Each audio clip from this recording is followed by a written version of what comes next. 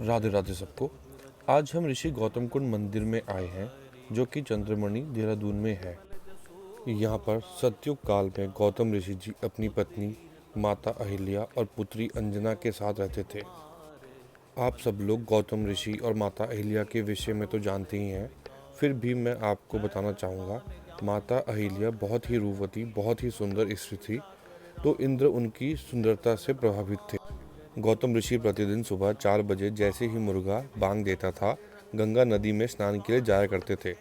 तो एक दिन इंद्र ने चंद्रमा से समय से पूर्व बांग देने के लिए कहा, तो चंद्रमा ने रात के 2 बजे ही मुर्गे की आवाज़ में बांग दे दी। मंदिर परिसर में आप शिवलिंग व अन्य देवी देवताओं के दर्शन कर सकते हैं। आप जिस शिवलिंग के दर्शन कर रहे हैं, ये नर्मदा नदी से लेकर आया गया है शिवलिंग है, बहुत ही सुंदर। जय भोले बाबा की।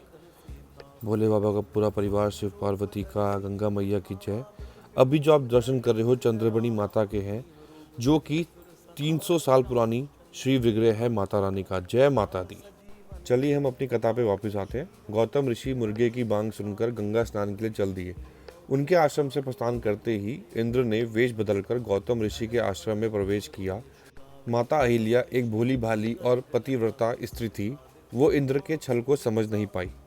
उधर जब गौतम ऋषि अर्धरात्रि में गंगा मैया में स्नान करने पहुंचे, तब माँ गंगा ने गौतम ऋषि को कहा कि मैं तुम पर प्रसन्न हूँ और तुम्हें आशीर्वाद देती हूँ कि अब तुम्हें प्रतिदिन यहाँ इतनी दूर स्नान करने के लिए नहीं आना पड़ेगा। मैं स्वयं तुम्हारे आश्रम में प्रकट हो जाऊंगी।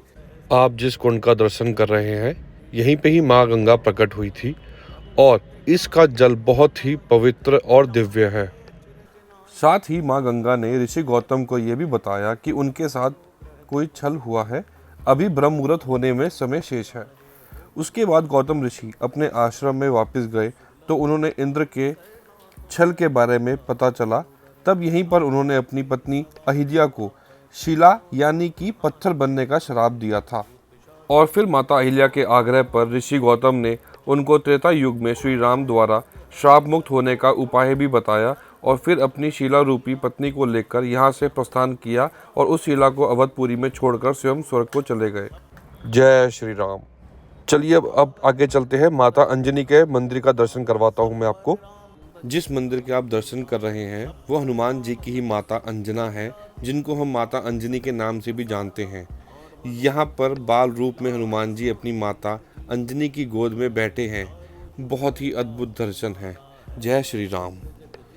बहुत ही सुंदर हनुमान जी बाल रूप में। जय हो। माता अंजना, जिनको हम अंजनी माता कहते हैं, वो गौतम ऋषि व अहिल्या जी की ही पुत्री हैं। ये पत्थर जिसका आप लोग दर्शन कर रहे हैं, ये सतयुग के समय का पत्थर है, जो कि ऋषि गौतम यहाँ लेकर आए थे। अभी जो मैंने आपको दर्शन कराए वो गौतम ऋषि की कुटिया के थे, जहाँ पे वो रहा करते थे। उसके आसपास देखो कितनी हरियाली है अभी, और उस समय कितनी और ज़्यादा रही होगी, कितनी सुंदर रही होगी।